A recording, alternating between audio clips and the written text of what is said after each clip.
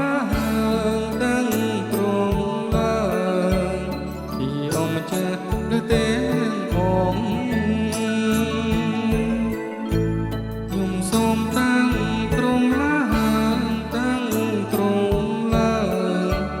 ពីអង្គម្ចាស់លើទាំងអង្គទ្រង់គឺជាម្ចាស់ធម្មជានឹងព្រមរបស់ព្រះហស្ថទ្រង់ហើយបង្កើតសំសារបើផ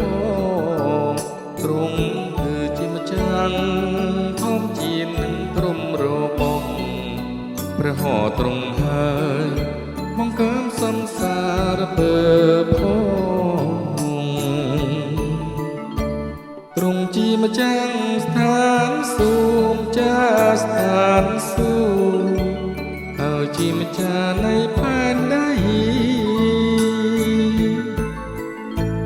ទ្រង់ជាម្ចាស់ស្ថានសួគ៌ចាស្ថានសួគ៌